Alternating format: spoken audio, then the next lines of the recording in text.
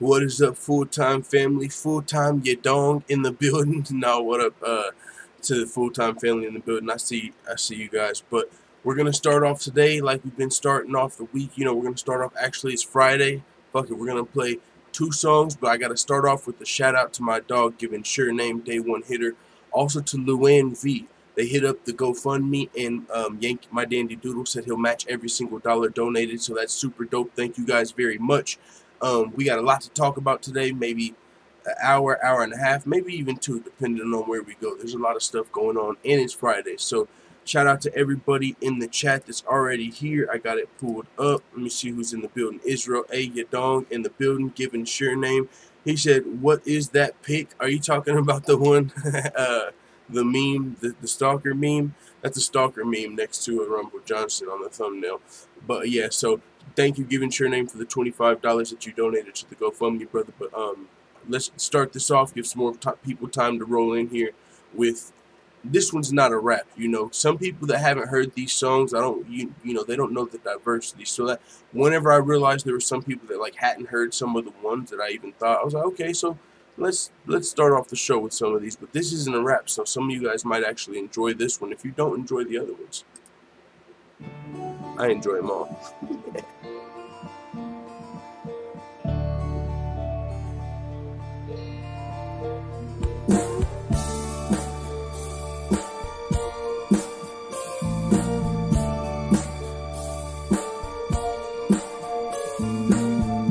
Here comes Wonder Boy to Liverpool so proudly. He's got to shut Till up cause he done called him out. See, nothing much to say when you know you're gonna fuck Till up. Yeah, yeah, Wonder Boy. Your karate's too much for his power. Wonder Boy, won't you please go and save the day and go fuck Till up.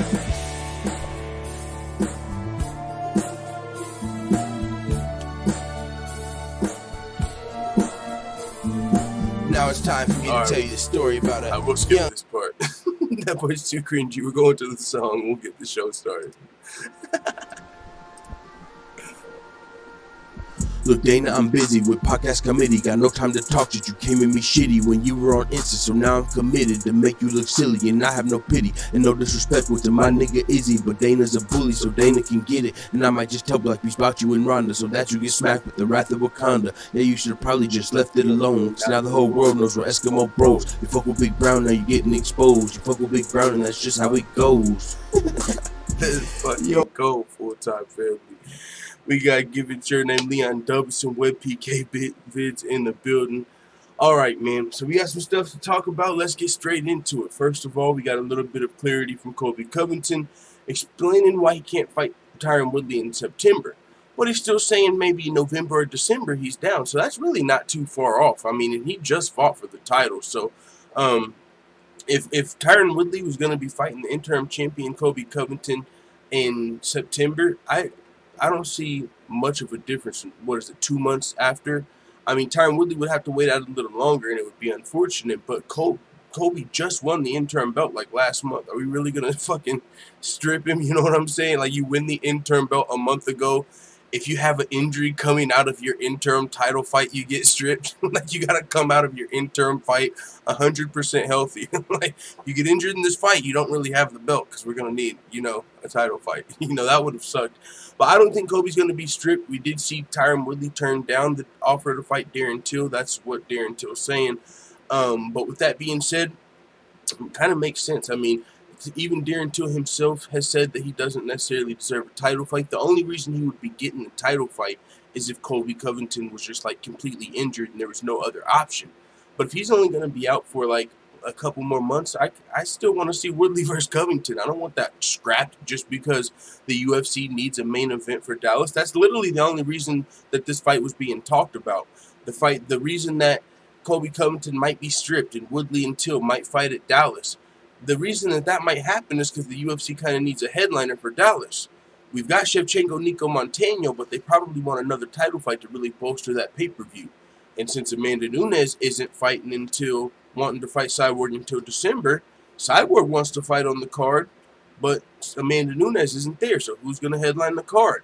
Woodley seems like he's ready, but Covington is injured. And so this is what Colby Covington had to say. He said, "We're looking at doing it in November or December. You know, I need a little time off. I do need a little recovery. And I'm only human, man.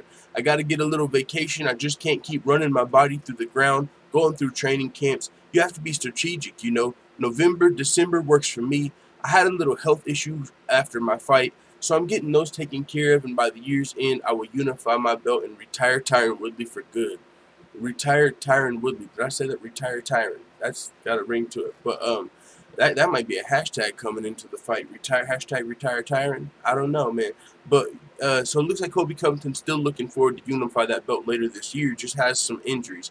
Now, with that being said, that's kind of good for Colby Covington. And not good for him that he's injured, but the end of the year is when the biggest cards are. So if you're going to be selling the most pay-per-views, you know what I'm saying, that's where you kind of want to fight. And with that being said, though, maybe Tyron Woodley fights at Dallas, but I don't really see him doing that. I mean, the only other option for Tyron Woodley, aside from Nick Diaz, aside from Darren Till, is possibly Nick Diaz.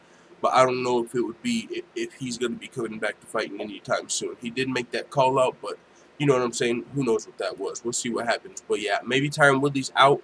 I see that happening because I'm not even, you know, it's not even like a poor Colby Covington thing. But if the interim champion got stripped, what, a month, 2 months after winning the interim belt, holy smokes, man. They're already at it. The interim belts are already sort of at an all-time low. I mean, after what happened to Tony Ferguson, we see Brian Ortega not really interested in the interim belt. And then if Colby Covington won an interim belt and was like stripped immediately, you'd be like, what the fuck are these interim things? You know what I'm saying? Something shiny to hang up in your room, you know, but it is what it is. So Colby Covington's still looking to come back later this year. Moving on, though, to another interesting topic. We heard a little bit about this a couple weeks ago. We had no clue who really it might have been. Somebody was like leaving notes on Rumble Johnson's car. Rumble Johnson took to social media like, what are you waiting for? You know, like on Scary Movie, because he was getting fed up with this damn Stalker. And so he called him out on social media. Now it looks like the Stalker is coming out, and they're claiming to be some women. But this is what Anthony Johnson said on Twitter when we kind of found out about this Stalker. Well, since I have a real stalker, how about the next time you be accurate with what I'm doing? Taking pictures of my ride, emailing me, and leaving a note on the card doesn't do anything.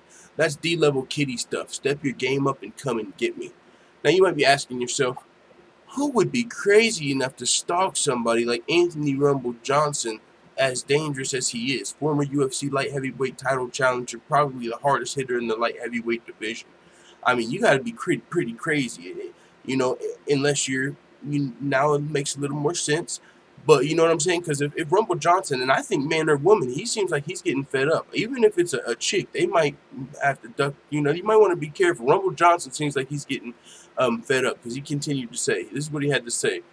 I wouldn't put it past you, and this is actually the Stalker, see, and it's getting confusing. This is why Rumble Johnson's responding, because their name is Anthony Rumble, the truth on him. And so Anthony Rumble Johnson has actually asked all of his friends to block this person because they're pretending to be him and they're causing all of this trouble, stalking him and stuff like this. But this is actually what's come to find out who the Stalker is. They've shown their face on social media. I wouldn't put it past to block us so that your followers can't read the truth about who you are because you are too much of a coward to face your own demons. Rumble Johnson said, I'm not going to go back and forth with you. You can say what you want, but just know when I get you, the cops won't be able to help you. See, now this is why I hope Rumble Johnson doesn't approach it this way. You know what I'm saying? I don't know the best way for him to approach it, maybe the legal way, but if he's just sending threats to this person, you know what I'm saying? That's not good. What do you know? He said the cops won't be able to help you. You don't want to see Anthony Rumble Johnson risk his own freedom in this situation. You know, especially ahead of his potential UFC comeback. I mean, when he retired from the sport, it was like on a good note. He had like his own separate company. He had like some business, I believe, possibly with the St. Louis or the Los Angeles Rams, medical marijuana type stuff. So he was doing good for himself.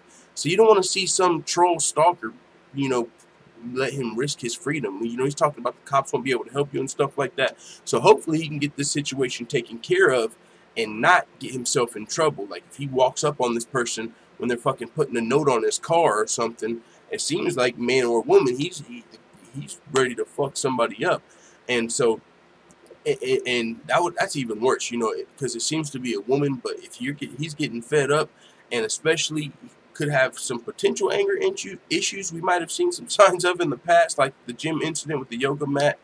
But it is what it is, man. Hopefully Anthony Rumble Johnson can get this taken care of. But these people are stalking him on social media. They're spreading stuff about him, and so he's trying to get that taken care of.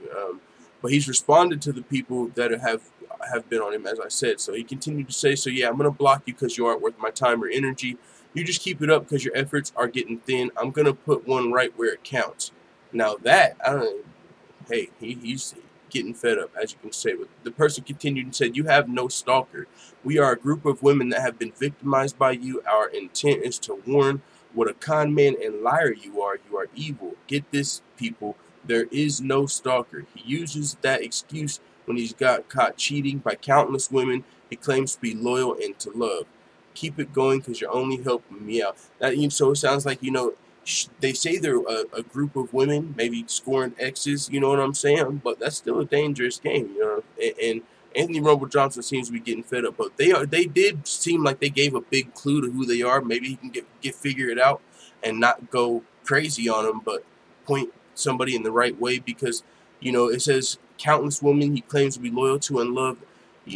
He might have an idea of who it is after that statement. So I mean, I'm not going to touch too much on that subject. It seems pretty serious, you know. But hopefully Anthony Rumble Johnson can resolve that issue without risking his freedom or putting his freedom in jeopardy, because you don't want to see that, especially with someone who seems to be doing good for themselves. So moving on to Mike Maverick Chiesa, humbled and hungry. Man, I want to pull up that clip. See you in Bellator, boy. That low-key made me crack up on that UFC 226 embedded. Michael Chiesa seemed like he was embracing the trash talk role, you know what I'm saying? He was coming into the Pettis fight confident, talking some trash and stuff like that. It said, given your name says your GoFundMe is showing page not found, bro. That's crazy. Yeah, I got an email. It actually said that you refunded, the 25 was refunded to you. I have no clue why my GoFundMe would be saying page not found. Maybe if somebody else clicks it and tell me if it's doing the same thing. But yeah, that's interesting. I'm not sure why that would be doing that. I'll check it out, possibly during or after the stream. But yeah, that's unfortunate. That would be fucking crazy. My GoFundMe was getting fucked with. It's already like whenever I go to comment on, whenever I'm on Coach's live stream and I'm commenting on his channel, my comments don't show up and shit. And it might have something to do with like the spam filter, and maybe the trolls that were fucking with my channel reported my channel, and so if you get reported, it makes it seem like you're a troll or something to the algorithm. So my comments ain't showing up on Coach's channel and shit like that. So if my fucking GoFundMe wasn't showing up, that would be shitty, because that's a huge opportunity, especially this week with my dog Yank, my dandy doodle said he'll match every donation up to $1,000. So I don't know if motherfuckers can flag or do something to my GoFundMe, but that would be actually shitty. But I'll definitely check up on that. I'm glad you told me that, because I don't know why it would be doing that. But yeah, so Michael Chiesa, though, was fighting at 155 pounds, also said he was having some bad weight cuts. So not only is he going to potentially eliminate the trash talk, but also move up to 170 pounds. This is what he had to say. In the past few years, I've felt my skills as a fighter drastically improve, especially through 2018, but I've yet to reflect that. There's a couple changes that need to be made, one being something new and the other is returning to something from the past. Obviously, the new is it's time for me to test the waters at welterweight. All of my family, many of my teammates, and almost all of my coaches have been trying to talk me into going up a weight class. I spend the better half of my camp stressed out about weight, feeling like a shadow of myself in training, and just being miserable doing the thing I love to do in the most in the world. I pushed my body very hard on this last cut, but it was one of the scariest experiences in my life, and I still failed. I don't want to experience that ever again. The thing from my past I must return to just being myself. I'm not fit to talk trash, hype fights, banter people, and be a part of the trend we see in this sport. It's not who I am, but I let myself fall into what's now the norm in MMA. I'm back to being the person I once was when I won the Ultimate Fighter, when I was stringing together wins in the UFC. Shit, even just being who I was before I got to where I am now. back to my humble, grounded, hard-nosed, blue-collar ways, to where I was grinding out wins and just grinding for everything I have, because that's who I really am. That's what the type of man my dad raised me to be, and I would never let myself get away from being who I truly am ever again. So he felt like not only the bad weight cuts, he was getting away from himself. So hopefully we'll see a brand new Michael Chiesa at welterweight. Hopefully that's what we're looking forward to. We'll see how that goes. He's definitely got a dangerous ground game, and it's always somewhat of a fresh start when you move weight classes. You know, it's going to be great to see how he looks up there, and hopefully he'll look better. Let's see. Phil On Hyung says he's going to say Conor Grease after he eats the straight left. Are we talking about Habib versus Conor down here? Poetic Gangster Chiesa waiting on that Conor check. Yeah, man, I don't know what's going on with that. You know, I haven't really heard much about those. I don't even know if Ray Borg and Michael Chiesa, I haven't even heard officially if they're actually like filing a lawsuit. We all kind of assumed that, partially because also they had to like get like a, what's it called, restraining orders on Conor McGregor and his boy after that situation. It seemed like that might have been part of a lawsuit, and also because they lost wages in that situation. Their fights were moved and rescheduled and canceled. So but we haven't really heard much about a potential lawsuit there with Michael Chiesa, but maybe he is still trying to get that kind of money. But we do got an update on Max Holloway. A little bit of a good, but still somewhat unclear, man. Back to the mainland for more exams, thanks to the UFC and the doctors for following through to try and figure this out, starting to feel better. So he's starting to feel better, but they still haven't got it figured out, man. And those symptoms were pretty scary. I mean, you know, there's different reports of what it might be, different rumors. It could be, there's rumors that it might be he was knocked out in training. You know what I'm saying? It could have been from concussion, so CTE type deals. There's also reports that it could have been from too much water, from when he was trying to cut weight, water loading, like water poisoning. And then also it could have been, he's shown signs of like a mini stroke, which also could have been from like cutting weight. So either way, my thing is, I think it has something more to do with the weight cut, and that's just because I can't recall, and you guys can correct me if I'm wrong, or if you do remember a situation. When's the last time you guys saw a fighter in his lead up, in his post fight speeches, looking and sounding like Max Holloway? We've seen fighters look drained, like, and be a little cranky and not really want to be there, but to have like slurring their words, and it looked like his face was a little drooped. I mean, just from my eye, I mean, that was kind of rare. And I don't, if it was a concussion, I think we would have saw that more often. Because, like, we've seen guys on the microphone right after they get, like, knocked out or possibly concussed, like in the Daniel Cormier situation when he fought John Jones. He wasn't slurring his words, you know. And I'm sure there's also been fighters that have got cracked in their training camps leading up to fights, and we haven't saw this before.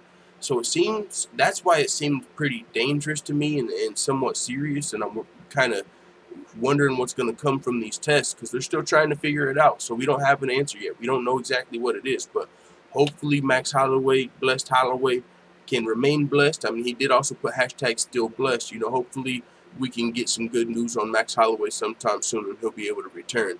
But in the meantime, in between time, I don't know, and it would suck because, you know, we all love Max Holloway. It would suck to see him stripped, but he did get pulled from UFC 222 due to an ankle injury. So now this is the second one, and I'm not counting UFC 223 against him when he offered to step up on short notice versus Habib. But his actual scheduled fights, he was scheduled to face Frankie Edgar at 222. He was injured. Scheduled to face Brian Ortega at 226. He's injured, and the injury is unclear. So if he's got to be out for 6 months while we figure this out, he might be stripped. I mean, if Brian Ortega's not going to fight for an interim belt, and he's going to be out for a while, it sucks that he's getting stripped, but this is the thing. He can come back and fight for his title whenever he's healthy, kind of like Dominic Cruz or like Conor McGregor potentially is going to do. So that would suck, but Max Holloway might fuck around and get stripped depending on how this injury goes. So hopefully we get some good news, but that's a possibility. Given Your Name says mini stroke and not just stroke. I think it's better to clarify it as a mini stroke. But yeah, you said stroke seems more believable because of how long this is lasting. I agree. I mean, even in this photo, I mean, there was somebody, let me see if I can find the comment down here. Somebody said it looks like Max Holloway's son whenever he takes Fortnite away from him. Somebody, one of these guys down here in the comments. You know, that is pretty funny. But yeah, he does still look a little foggy in this picture. I mean, maybe I'm just crazy, but definitely looks still a little, you know, out of there maybe. But it is what it is. Speaking of champions and injuries, Tony Ferguson's given an update on his leg following his surgery and showing some progress on the heavy bag. Had fun with this one, not 100% effort, just taking it for a test drive. 12-13 weeks post-op. Check out the full video clip. Subscribe. Link up in bio. Champ Snap Jiu-Jitsu. Now, with that being said, this was his post.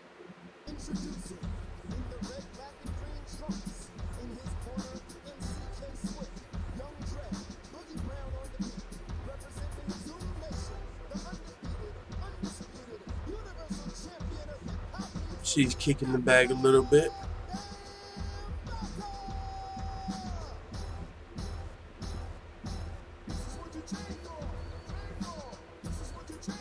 El Cucui's back.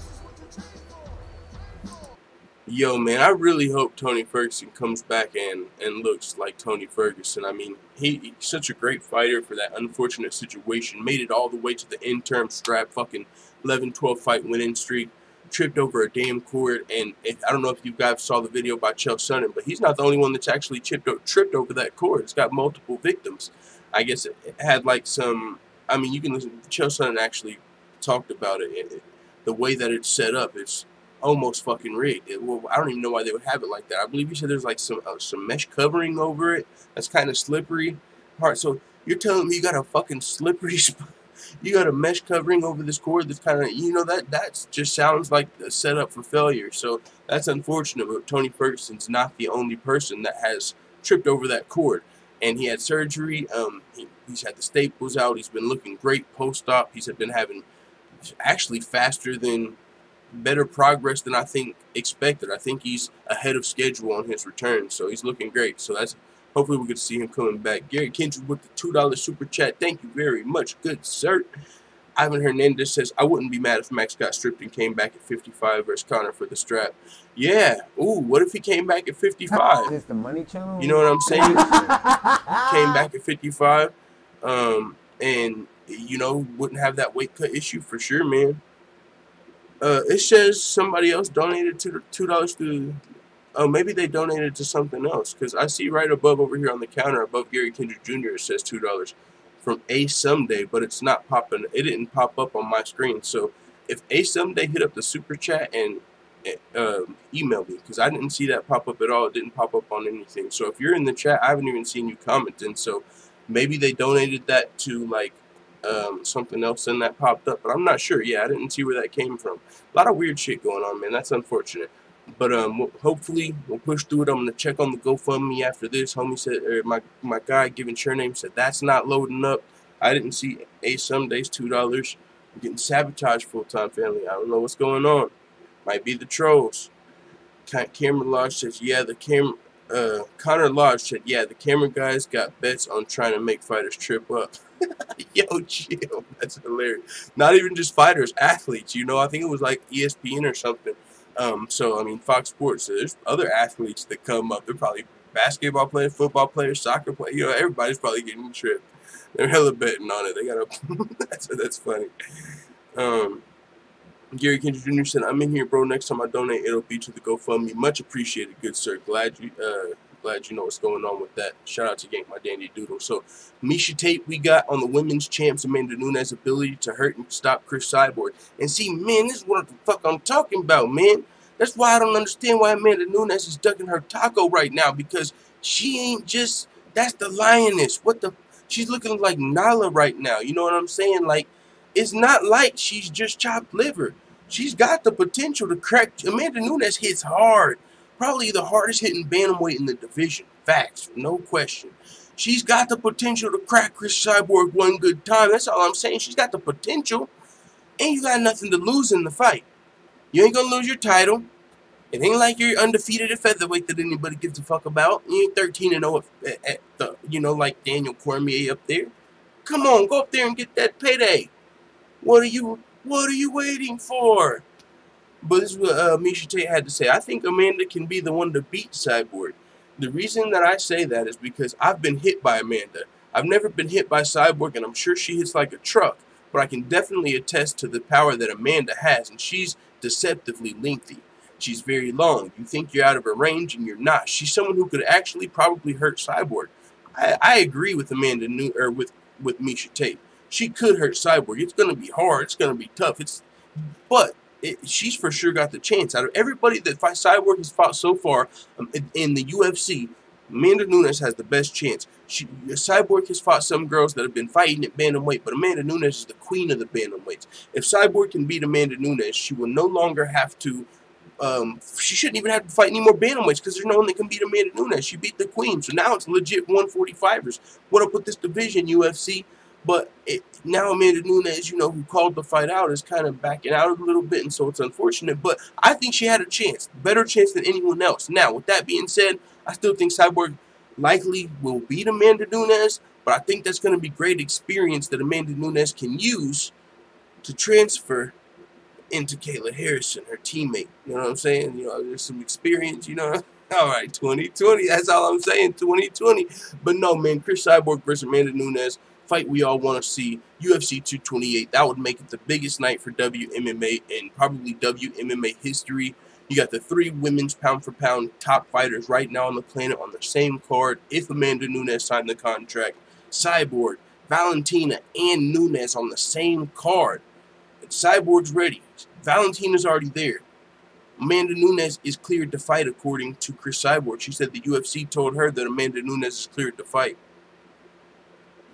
I don't know. Somebody also said, well, Amanda Nunes was cleared to fight when she didn't fight Valentina Shevchenko when she had sinusitis, and that is true. But I believe the difference here is it's a lot longer notice. You know, when she was going to be fighting Valentina Shevchenko and she had those issues, it was short notice and it was bothering her, you know, so she might have been cleared to fight, but it was right before the fight. Now, if she's medically cleared to fight, it's not a sinus issue that's going to affect your breathing in the fight. If you're medically cleared to fight here, I think we're looking at a hand or a leg injury. You know, it's a little different than your fucking sinuses and your breathing fucking with you in the fight. On top of that, it's longer notice. So I think these are different situations. I don't think she was ducking Valentina Shevchenko in that situation. That was a tough fight. And for your breathing, I think that's a little different. And she had already fought Valentina in the past. She has never fought Cyborg before, so it is what it is. It seems like Miesha Tate also believes Amanda Nunes has a chance to win the fight, but we won't be seeing that until possibly the end of the year, maybe. If Amanda Nunes, and see, this is the thing with waiting until the end of the year. What if Amanda Nunes wants to wait all the way till December, and then one of them gets hurt in training camp? What if Amanda Nunes gets hurt in December, and then it's like, oh, wow, we just waited. We could have had, you know what I'm saying? We waited all this time, and then now the fight doesn't happen. So that would just be, like, waiting that long almost doesn't make sense. I would rather see Cyborg fight someone else in the meantime, in between time, honestly. Especially, like, one of the girls like Pam Sorensen, Cindy Dandoir, one of these other girls that are out here looking for that opportunity to fight Cyborg. I mean, what, are we just going to have Cyborg fight nobody until Amanda Nunes is ready? Hashtag free Cyborg. That's what that Cyborg's been running with that. That's hilarious. Free Cyborg. You know what I'm saying? Like, Cyborg is just a fucking beast just ready to come out here and lay somebody down, but the UFC ain't got no one to put in front of her. They ain't signing the person, and Amanda Nunes ain't signing the contract. I think this is where the UFC needs, I mean, what's going on? You know, what's going on with these chicks? Cyborg needs a fight. I don't know what else we're going to do. If we don't sign one of those chicks, like one of those featherweights, who's the Invicta Bantamweight champion? Fuck it. Let's just see Cyborg fight one more time while we wait on Nunes. I mean, or what? Would you rather just wait? I don't know, man. Yo said nigga gonna come in twerking ready to fight. What y'all talking about? Coach Shelton Harrison in the building, and there be no comparison. He said Miesha said Hollywood win. Oh, so you said maybe Miesha's a little bit of a Cyborg hater? Maybe she's a Cyborg doubter a little bit, Coach. Okay. I see what you're saying there. Miesha Tate also picked Holly to beat Cyborg. Yeah, that's a good point. That's a good point. And yeah, I don't think Amanda Nunes would beat her either. Like, even though she's got the potential, like, yeah, she's definitely got a puncher's chance if anybody's got a puncher's chance, because she's probably punching harder than everybody else, so that's why she has a better puncher's chance. But I still think, yeah, and also maybe even potentially a takedown Amanda Nunes could score, because she's training with American Top Team. They got some high-level wrestlers and grappling coaches over there. So Amanda Nunes' wrestling is probably up there with the best in the division as well. So that also is one thing she has going for her. So that's why I think it makes it that much of a great fight. But I still would give the edge to Cyborg. Jose L said, big girl that looks like a man. Ivan Hernandez says, I think Shevchenko should go to 145 and face Cyborg. Come on, Ivan Hernandez, don't do that to the Bullet. I mean, that would be a fun fight, like an open weight fight, but I would just be like, okay, I guess. You know, it'd be a cool fight, but Cyborg would probably win. You know what I'm saying? In my opinion. But I mean, I'm sure Shevchenko wouldn't duck the fade if she was like, hey, fuck, if it was a huge fight, like if the UFC said, Valentina, we'll give you $2 million, boom, like a huge payday if you want to fight Cyborg. Okay, you know, she might do it for if the money was right, but yeah, that would be fun though. Just the the skill set. But yeah, I think a lot of people would probably pick Cyborg in that fight. But the Bullet is a beast. It was else said Bullet can't handle that smoke, bro. That's what I'm saying. But let's see what else we got. We got Maribek Taisimov calling out Kevin Lee. This is a fight where Kevin Lee, it wouldn't make any sense for him to really take this fight unless he just wanted to beat up a Russian fighter, which he's done in the past. And, you know, in order of kind of trying to get the Khabib talk, he's been talking a little trash as well. Kevin Lee, the Motown Phenom. So it looks like Maribek Taisimov, unranked but straight underrated killer. Maribek Taisimov was on like a 5-fight winning streak, all by KOs, but he's had issues. He was supposed to be getting his opportunity to get into the top 15 versus Evan Dunham, but he had visa issues when he was supposed to fight at, I believe, UFC 223. So I believe Olivier Albin Mercier replaced him, and he still hasn't got to fight since then because of his visa issues. And he feels like his visa issues are holding back his career. But now the UFC is going to Moscow, and so he's calling him a big name, Kevin Lee. Now, Kevin Lee is in the top 5 of the division. It wouldn't make any sense for him to take this fight. Somewhat short notice. He's coming off of a pretty dominant win over Edson Barboza. He's trying to fight Khabib, not one of his, you know what I'm saying, underbosses. And I'm not trying to be disrespectful. I'm saying Khabib is like the lightweight champion right now, who Kevin Lee has been calling out. And, you know, so he's not trying to fight one of them. Whenever he's talking trash with Khabib, he's not trying to just fight someone else that got offended, that's unranked, that wouldn't help his career. You know, this is one of those fights that's really high risk, low reward. It's like, if I fight you and beat you, no one really knows who you are. If you beat me, that's a huge opportunity for Taisimov. So it's a good call out. It's a smart call out. But I don't think he's going to get this fight. But I hope Maribek Taisimov, and I would assume he would be fighting on this UFC Moscow card, because his visa issue shouldn't affect him there, and I can't wait to see his next fight. Maribek Taisimov is a beast, and it looks like he wants a part of Kevin Lee. This is what he had to say. Kevin Lee, the UFC and Sean Shelby are looking for an opponent for my next fight in Moscow. You're ranked top 5, but it's just a number. You made jokes about Russian fighters. Accept my challenge, come to Russia, and let's give the Russian and American fans a great fight. That would be a huge opportunity for Taisimov, as I said, but I don't think Kevin Lee's going to take that fight. Wouldn't make much sense. But let me know what you guys think about this fight. Israel Adesanya versus Anderson Silva. Anderson Silva was recently deemed innocent in his USADA case. It was a contaminated substance, so he's coming back. He should actually eligible to return, I believe, this October. But with that being said, I still think Israel Adesanya would be a tough task. But this is like a potential future legend versus a legend, an already established legend. Because Israel Adesanya has the potential to do great things and huge things in this sport, man. So that win over Brad Tavares, I don't think there's really much left to question. I mean, it's hard to get him to the mat. I mean, and he's also got the potential to finish you before you get him to the mat. Very dangerous striker. He wasn't able to finish Brad Tavares, actually, but he's still a dangerous striker, and he hit him with some heavy shots. Brad Tavares, you know what I'm saying, he definitely he took a beating in that fight and never went out, but that's not really to Israel Adesanya's discredit. Brad Tavares was a top 10 ranked fighter, one of the best middleweights in the UFC. So with that being said, it was a tough fight, but with Israel Adesanya, he's still a very dangerous striker, and he's got great takedown defense on top of that. Still young in his game, so I think he's got room to grow and potentially, be one of the bigger stars of the middleweight division, especially with his background. I mean, he's like fluent in Nigerian. He was on the mic. There was no translator available. I don't think they didn't have him on staff. They weren't ready for that. I think he shouted out Kamaru Usman on that thing, but he's also, like, I believe, from Australia. You know what I'm saying? And so with that being said, he's got a lot of potential for to be a big star. You know, and in America, you know what I'm saying, after that last fight, how can you not love him, or wherever you're from? So he's got the potential, a pretty exciting fighting style. He's not a guy that's a grappler, you know what I'm saying, and usually the strikers that are the best in the divisions, that's who people like to see, right? Like Conor McGregor. People like that have the potential to knock you out, and usually that's the guys that have the potential to be some of the bigger stars. But this, I think, would be a dope fight. I don't know if Anderson Silva's looking forward to this fight, if this is the type of fights he's looking for on his way back, or if he's looking for like the bigger fights. Maybe like Anderson Silva coming back, maybe a Nick Diaz, GSP fight, stuff like that. I'm not exactly sure what Anderson Silva's going to be looking for in his return, but this would, if he's trying to get back in that middleweight grind, if he's trying to get back to that middleweight title, this would be a good way to get back in the rankings. And I think a big fight, man. I would like to see where Anderson Silva's at. But he didn't look amazing versus Derek Brunson, so this might be a fight where Israel Adesanya kind of steamrolls the legend, maybe a passing of the torch. Pat just said, keep grinding full time. Yes, sir. Thank you very much for the $1.99 in the super chat. Shout out to Pat, man. Ivan Hernandez says, I want to see DC versus Silva 2 at light heavyweight. I mean, I don't know if the fans really would want to see DC versus Silva 2. I mean, we saw it the one time, and I think a lot of fans were kind of disappointed by DC.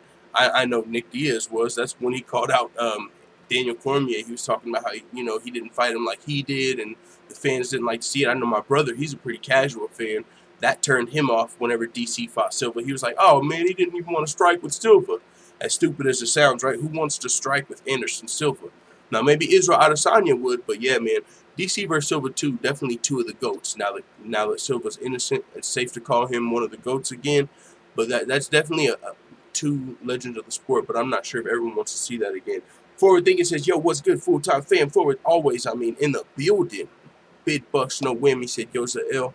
But this is the call out from Stylebender. He said, or do you guys want this fight instead? Yo, for real, no bullshit. If not for Anderson Silva, I wouldn't have looked at fighting from a different perspective. I was under the impression you gotta look like Paula to be a fighter. The spider fucking up muscled up beefcakes since ages ago. As I can, what did he say? As a lean aerodynamic man. He is still the GOAT in my opinion. With that being said, I want all the smoke. Just because I'm a fan don't mean you can't catch these hands and feet. So yes, I am down. We'll do it for the culture of fighting. So Israel Adesanya looking to get that name on his resume would be a huge name. It would definitely be a huge win for as far as legacy is concerned. A legacy fight, if you can get a win over Anderson Silva on your resume. But since he's not able to get the fight with Paulo, he wanted Paulo Costa. And that's a fight that would be a great fight too. Israel Adesanya versus Paulo Costa, I think that should happen now. But it is what it is. Looks like the UFC might have some other plans. They don't want to derail one of their potential future stars because both of these guys have, a lot of potential. Paulo Costa and Israel Adesanya. I believe they're both undefeated right now. They're both coming off big wins for sure at International Fight Weekend. So seemed like a great time for them to fight. And I would love to see either fight, though, not going to lie. But I'm not sure if that's going to be Anderson Silva's path. We'll see, but I would be interested. I'm sure a lot of people would be. That fight would be epic. Striker's dream, said Poetic Gangster. The last Stylebender is the future, said Leon Dubson. That's what I'm saying, man. The last Stylebender ain't nothing to fuck with. People were doubting him before that Tavares fight. I think a lot of people are woke now. Moving on, Sage Northcutt and Mike Platinum Perry, speaking of a fucking, what did you say, epic striking dream? Okay, maybe not quite an epic striking dream, but an epic striking matchup. We got one of those right here. Sage Northcutt over at the UFC Performance Institute texting out the Power Cube. You guys think he's hitting that joint as hard as Francis? Probably not. Close? Who cares? But no, the important part about this post is, and I don't think you guys can see it because the screen's too small. Let me see if I can raise it up for you guys. But Mike Perry commented on this, and that's what I'm trying to pull up for you guys. Let me see if I can. There we go. There we go. I'll make it small for a second. But yeah, Mike Perry and Sage responded. It started, family. Sage Northcutt versus Mike Perry. Make it happen. All right, here we go. Sage Northcutt, like I said, he said he was over at the performance, and Mike Platinum Perry said, ain't nobody worried about that. Sage Northcutt said, nice, with the fist emoji. Yo, Platinum Perry starting the trash talk on social media. Let's go, building the fight already. Are you guys fucking excited for this fight or what? I'm excited for this fight before any it's not even gonna be like it's back and forth trash talk. It's gonna be like Mike Perry talking some shit and Sage Northcutt like, all right, Mr. Perry, like I'm ready to fight, man. It's gonna be a good fight. Like, yo, let's fucking go. Let's go. It has started. I think they are on a collision course, man. If this fight doesn't happen, I think that would be a big misstep by the UFC. Because if Sage Northcutt fights a top 15 ranked opponent and wins, or Mike Perry, and these, kind of like happened with Darren Till and Mike Perry, we all wanted to see that fight. But right now, both of these guys are unranked. They're both coming off of wins. Why not? Perfect time. Maybe. Ooh, what if they fought in Dallas? The UFC might still be looking for some fights for Dallas. Sage Northcutt, I believe, is from like Katy, Texas, pretty close to. That would be dope. I mean, he would have the home crowd on his side fighting Mike Perry. But I think this is also a fight that enough people would want to see that maybe it could be on one of those bigger cards, like Madison Square Garden could handle Mike Perry versus Sage Northcutt. One of the fights on, either on the prelims or starting off the pay-per-view. Yo, Mike Perry versus Sage Northcutt has to happen. No ifs, ands, or buts, and if it doesn't, I'm going to be a sad panda. That's all I'm going to say. Moving on, Jacare versus David Branch. It looks like the call-outs worked. Y'all remember David Branch, his whole crew with the motherfucking, come on, Jacare, sign the contract. And then after that, he got the alligator meat. He ordered some imitation alligator meat and said, if I can't get the real alligator, I guess this will have to do. David Branch was relentlessly calling out Jacare. Looks like it worked. And I kind of like to see that because those were some epic call-outs, man. Those were some of the best call-outs we've probably seen in a while. They were very creative. They weren't disrespectful. Just get in the fight. David Branch, man, low-key becoming more of a fan of him as well with his last performance over Thiago Santos. I mean, David Branch, I think he's a lot more dangerous than people give him credit for sure. David Branch, keep your eye on him. He lost that fight to Luke Rockhold, but honestly, the first round, he looked pretty good. But the Luke Rockhold's grappling took over, and he was able to get the win. But other than that, David Branch has won all of his other fights in the UFC, I believe. He beat Krzysztof Jotko. Most recently, he beat Thiago Santos. Now he's going to be fighting Jacare at UFC 230, reported by Ariel Helwani. An intriguing middleweight fight is in the works for UFC's return to Madison Square Garden. Jacare versus David Branch has been verbally agreed to. It's not official, but it's been verbally agreed to by both parties for November 3rd in New York. So's at 25-6. He's, of course, coming off of that split decision loss to Kelvin Gastelum. A lot of people felt like he might have even won that fight. It was a really close fight with Gastelum. So Jacare, that's not a bad thing. Kelvin Gastelum, he's a dangerous fighter. He knocks out a lot of the guys he fights at middleweight. And Jacare was able to make it to a split decision. And, hey, he almost won the fight, especially being in Brazil. But David Branch coming off of a knockout of Thiago Santos, who was on his own 4-fight knockout spree. So both of these fighters very dangerous. Great middleweight matchup. And it's going down at Madison Square Garden, it looks like.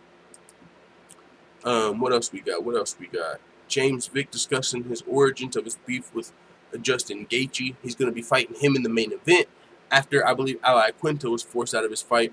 And man, I mean, of course I like seeing Ali Quinta fight, but I'm not going to lie, man, this matchup is almost as intriguing. On top of it being a great matchup, these guys don't like each other. I mean, they've been throwing shade a little bit at each other for a while now.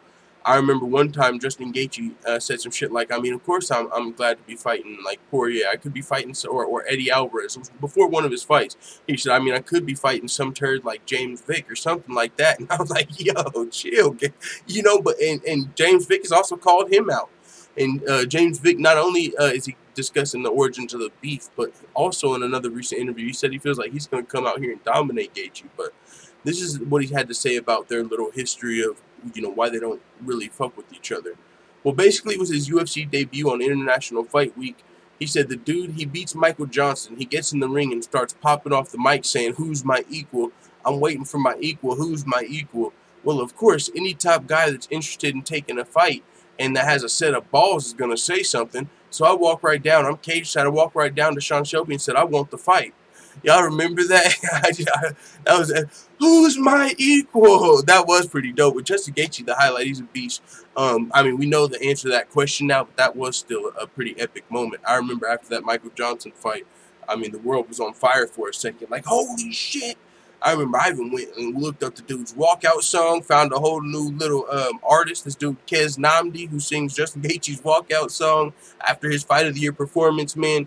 like a reggae music, by the way, if you were curious. But I mean, Justin Gaethje set the world on fire. Who's my equal? Hell of a moment. Since then, he's been on a little bit of a skid, but now he's got a fight coming up with James Vick. But James Vick also continued to say, he said, he recounted in an interview that Gaethje did.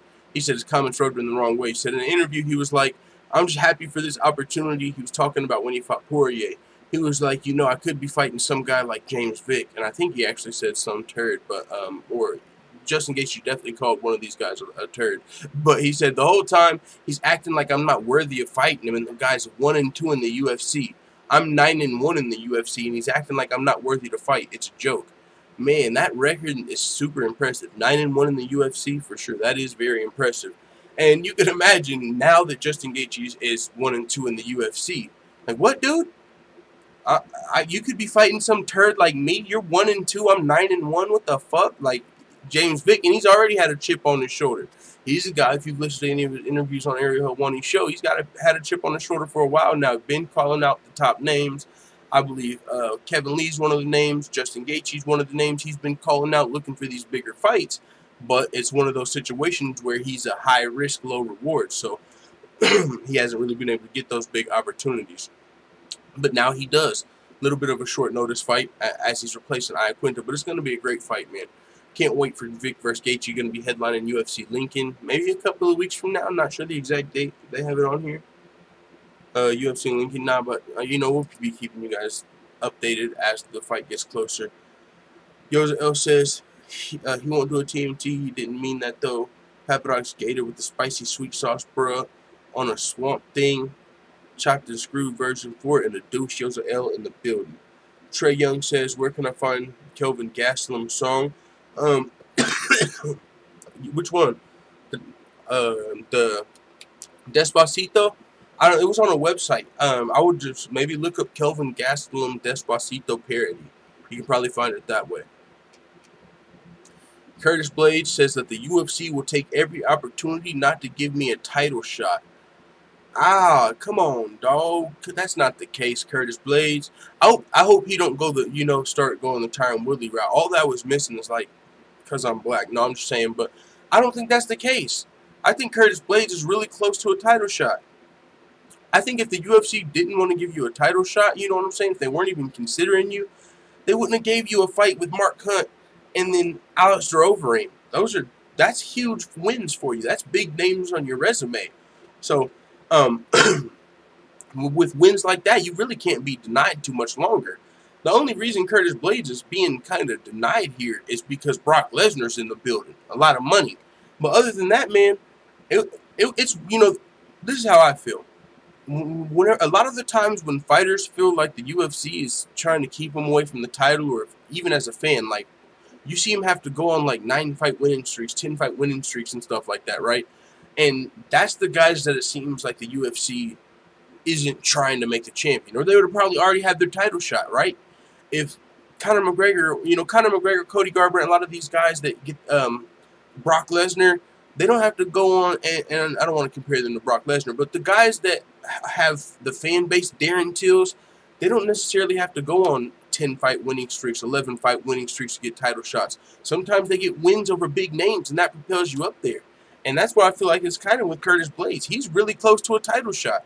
It's not like he's having to. The UFC keeps throwing unranked dudes at him, you know what I'm saying, or lower ranked guys than him.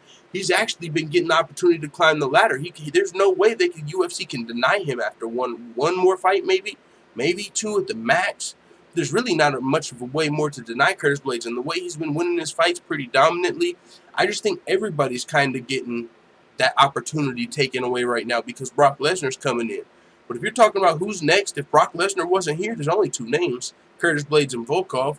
So this is what Curtis Blades had to say, though. He says, I'm willing to wait because I have this feeling that the UFC, they don't really want me to have the belt because I don't have the most exciting, my style isn't the most fan-friendly, so I feel like they would take every opportunity to not give me a title shot because they know my wrestling is the X factor.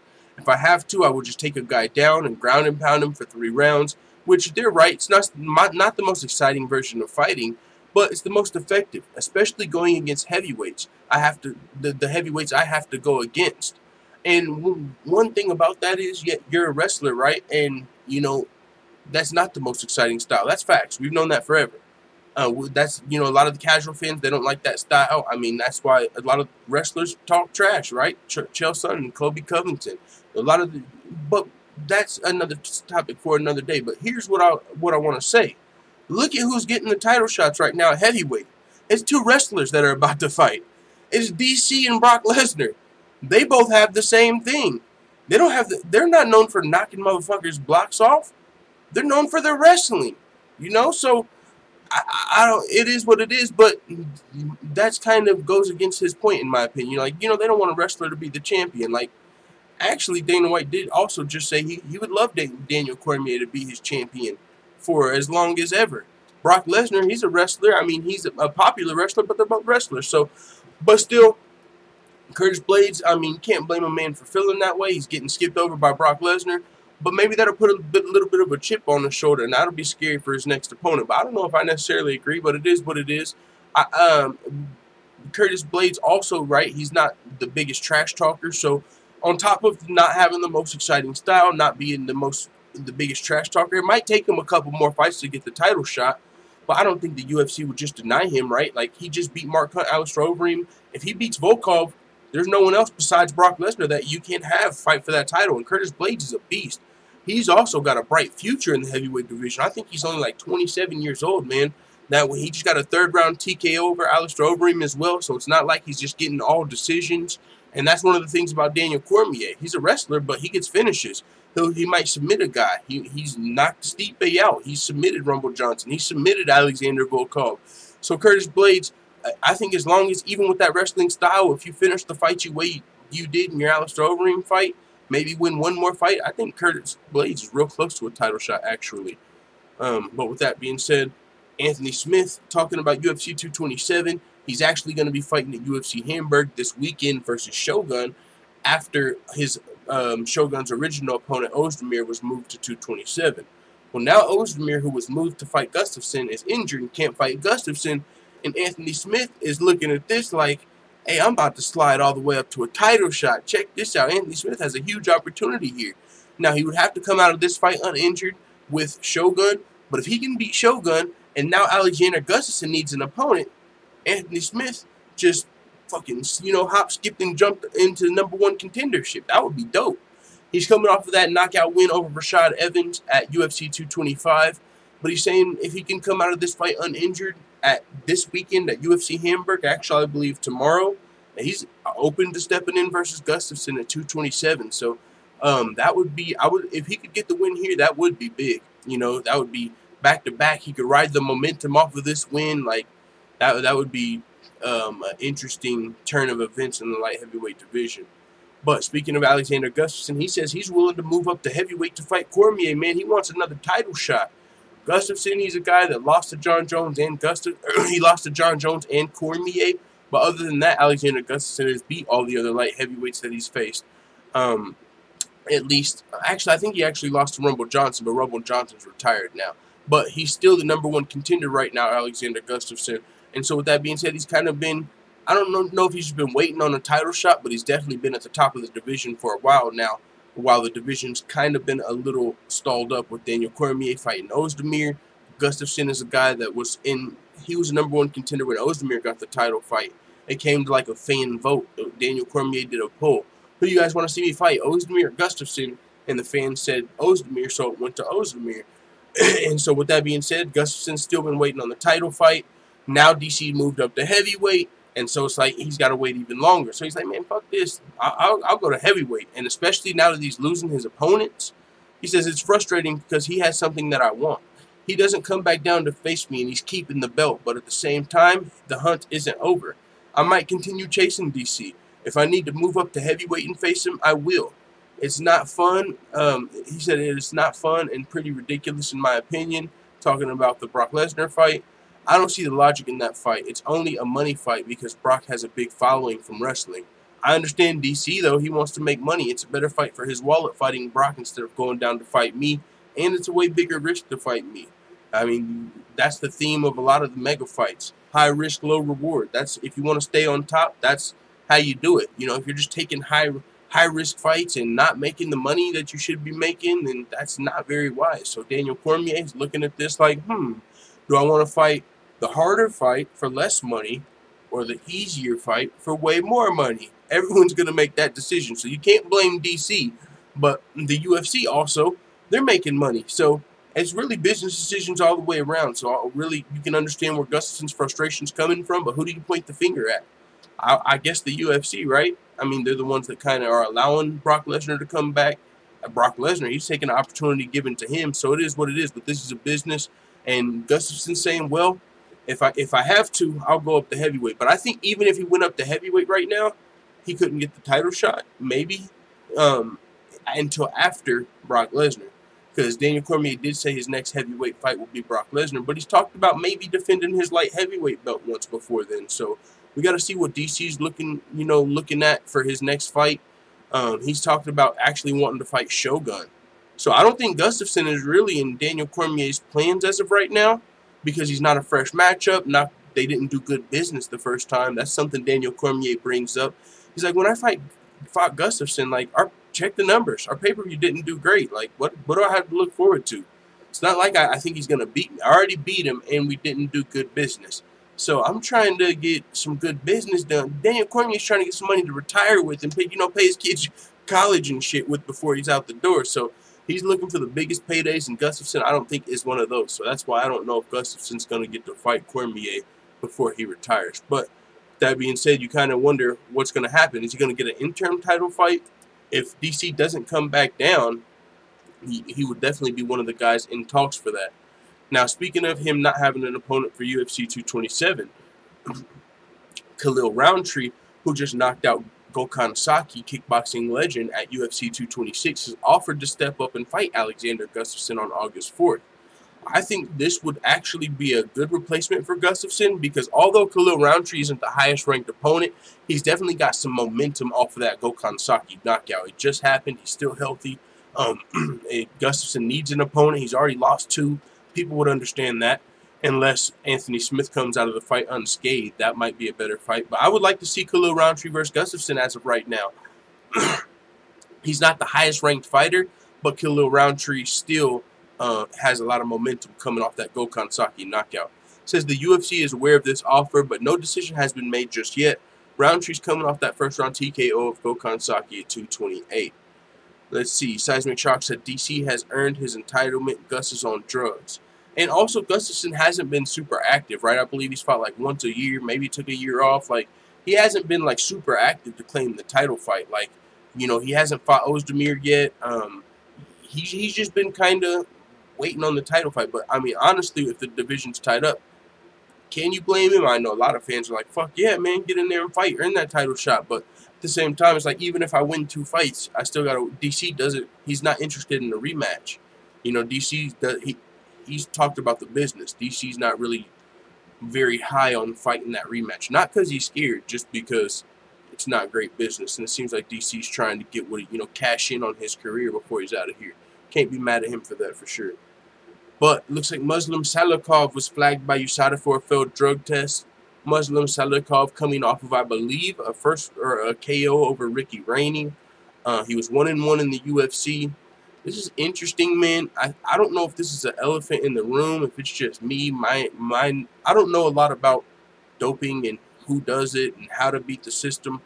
But from my little bit of watching the Olympics and stuff, and you hear about, like, the Russian doping scandals and stuff, like, I don't know why. I feel like it's an elephant in the room. I wonder. You hear about people know how to beat USADA. It's like, you kind of wonder, and you see all these Russian fighters coming up and just looking like beasts, like all these killers coming up.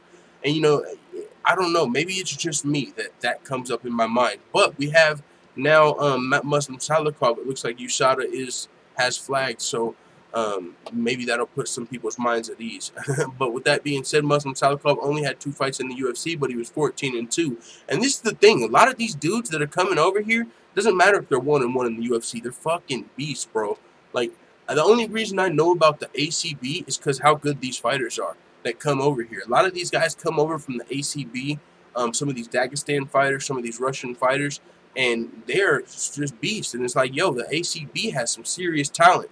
You'll have fighters coming over here that are like 14-1, 12-0, and it's like, you think they're fighting outside the UFC, so they might not be that good, but no. A lot of these Russian fighters are actually beasts, and that's, you see some of this coming up. You see the for of course Habib. We saw his cousin recently, Said Nurmagomedov, but even the guys like UFC 227, Human Helicopter, Zabit Magomed Sharipov, Maribek Taisumov. A lot of these dudes are straight beasts, so it is what it is, man. But Muslim Salikov has failed a drug test, and it looks like the UFC has released a statement. The UFC organization was notified that the UFC anti-doping agency has informed athlete Muslim Salikov of a potential anti-doping policy violation stemming from an out-of-competition sample collected on June 7, 2018 in Russia. And they got it. The sample was taken in Russia. So that's interesting. I mean, I'm sure they have testers that go to Russia. They go all over. But if you listen to the George St. Pierre podcast, and he talked about how you potentially beat USADA, he said, you know, like, you say you're going to, like, Antarctica, you know, somewhere that they're probably not going to go, and then you come back two days later, and it's already in your system, but you're clean, so you're good. But it seems, you know, some fighters, it seems like, might travel to try and beat the system. But, hey, that's not necessarily guaranteed to beat the system. As you can see, you can get caught wherever you're at, man. So USADA, they're definitely doing a good job of cleaning up the sport, but there's still people that can pass the system. And this is another thing. This guy could be 100% innocent right now. These fighters that get flagged by USADA, they're fucking guilty until proven innocent. Watch. We're gonna, in a month, it's gonna come out that Muslim Salikov, it was a contaminated supplement, and now we're all looking at this guy like he failed a drug test, like Anderson Silva, like Yoel Romero, like Chris Cyborg, like Junior Dos Santos. All of these fighters are getting flagged, and then come to find out, USADA's like, our bad, or it was a contaminated supplement, but now everyone looks at them like they're on drugs. So you can't even fucking just because he was flagged by USADA, that don't even mean this guy's a cheater. When you're flagged by USADA, that doesn't even necessarily mean you're a cheater anymore. With all these guys that are actually innocent, you know, Anderson Silva was just cleared, so he was flagged. But you definitely gotta give him the benefit of the doubt. As of right now, in the current state of USADA, he could very well be innocent. But it says USADA, the independent administrator of the UFC anti-doping policy, will handle the results management and appropriate education of this case involving Muslim Salikov. Under the UFC anti-doping policy, there is a full and fair legal process that is afforded to all athletes before any sanctions are imposed. Additional information will be provided at the appropriate time as the process moves forward. So we'll see what happens, but that just happened right before the stream, so I brought that up. I also pulled up, like, you know, I wanted to see who he was. But yeah, he's 1-1 in the UFC. He lost to Alex Garcia. He defeated Ricky Rainey. And I'm not sure if Muslim Salikov is actually coming over from the ACB, now that I think about it. Because I remember his fight versus Salikov. But he might be. I don't think Muslim Salikov is, but I know but still, though, that doesn't take anything away from the fact that the ACB has some straight beasts that come over to the UFC. Like, they're one of the better leagues outside of the UFC as far as their talent is concerned. Yeah, I think he's like the Kung Fu master, actually, if I'm not mistaken.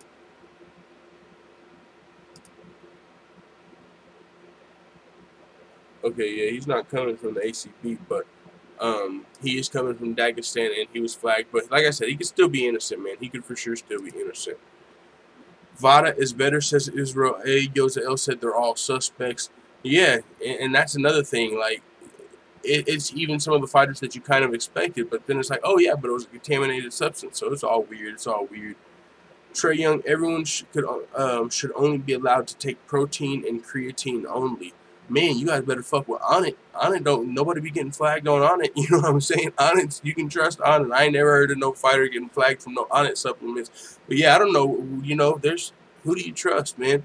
Only take protein, creatine, and fuck with Onnit. And Full Rotor Wave with Connor said Yoza L. Mr. Perfect said Artem versus Mike Jackson. That's a fight, man. Maybe Dana White was angry after the fight. We saw that, you know, when he talked with Brian Ortega. You know how that goes. Some shit could happen. Like, DC just fell backstage, and then he talked to Brian Ortega, and he finds out he's not taking the fight, so he was already pissed off.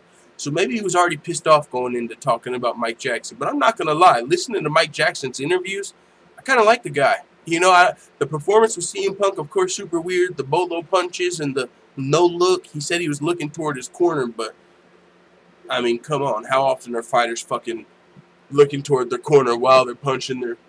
That's almost like some no-look shit, you know, like some showboating almost. Like, oh, boom, and then he was leaning forward, boom. Like, that was, it's hard to believe, but he makes it believable whenever. It's kind of hard to believe the story, but Mike Jackson makes it believable when he tells it. He's like, look, I was reaching out for my corner. Like, what? He even had some shots at Dana. Like, you know, yeah, he was acting like a little girl or something like that. So I actually kind of like Mike Jackson, but I'm not sure where his skills are. All we saw him versus was Mickey Gall and CM Punk. But Artem Lobov, man, sounds like a super fight. Mike Jackson might be able to get his way into another super fight, man, if he can get the fight with Artem Lobov. And I believe it would happen at 155, so they would be like meeting in the middle. Shit, son. Let's go. Niggas walking around super swole off the noodles and butter. Shit, yo, hell. That's what I'm saying. Motherfuckers got all these creatine supplements. Motherfuckers walking around swole off noodles and butter. You know, all that might not even be necessary. Yo, full-time, why David Branch gets no love, bro? He does get. I fuck with David Branch. We already talked about him fighting Jacare. This episode, it happened earlier. You might not have been here, but I fuck with David Branch. I was just talking about how he's underrated today, how he's dangerous coming off of that win over Thiago Santos. But yeah, I'm also going to be doing a video after we get off stream on the fight being official. You know, one of the actual news videos. So, but yeah, man, I fucks with David Branch, especially after that last win. Seismic Shock said, did you hear Mike Perry interview with Sarah? Yeah, he kind of went in on Brendan Schaub. I remember he said something like that. I didn't hear the full interview, but I seen one of the headlines coming out of it. But yeah, I wanted to. I heard that clip as well. Like, I heard what Mike Perry had to say. You know, on those YouTube videos where, like, it has, like, just the segment, like MMA World and stuff like that, but the other ones, all the other ones, one of them had that clip where Mike Perry was kind of, he had some funny stuff to say. But yeah, I haven't heard the whole episode yet. Kenshi Review said, time to check the Vegas betting line to put some money on my dogs. Kenshi, where were you in the building? What's up, brother? All right, man, but actually, I think that's going to be it today. I'm going to go check out this GoFundMe because homie said that he pulled it up and it's saying not found or something. I don't know why that would be going on. I don't know if it's some more troll shit. I don't know what's going on, but it seems like we're being sabotaged. I'm just kidding. Full-time family. We're going to get it all figured out. But with that being said, thanks to everyone that came through. It's Friday. You ain't got no job. Unfortunately, there ain't no fights today. But I'll still be putting out a lot more videos after the live stream. And of course, before we get out of here, actually, let's fuck around and play like an outro song, right? What's y'all? So first one, that somebody type. What are we about to play? Somebody type something we're gonna play to get out of here. One of these songs from our catalog. But yeah, also make sure to remember we got 6 days left on the Yank My Dandy Doodle. He said he'll match every single donation made to the GoFundMe for the next 6 days. We're trying to get the startup we need. It's not much, and he's going to match every single dollar donated. So that's super dope of him. We got $75 overnight. We're already at $150. That's super fucking dope. We're going to be moving to the new studio, getting everything taken care of. So, and we don't need much. So thank you guys, everybody, for that. What song we got? What song we got? Ghetto Boys? Oh, no, I'm talking about motherfucking some MMA stuff, man. Let's see what we got. We're gonna go out of here with the song, with the bang, since it's Friday. And this is where you can actually find, if you're looking for me, we sorted them all into a playlist. So we actually have a playlist you can check out if you're just interested one day. Response to Brendan Schaub. All right, we're going to play. Oh, I don't have the response to Brendan Schaub. I have Brendan Schaub to Dana White, though. We can play that one, though, to get out of here. Dana freestyle. Y'all want to hear Scott Coker versus Dana White? I think that's the only Dana White one I have. Dana White versus Ariel Helwani. That's another one. We got Yoel Romero versus Robert Whitaker. All right, we're going to play Scott Coker versus Dana White, just for the people that haven't heard this one. I know this is another favorite.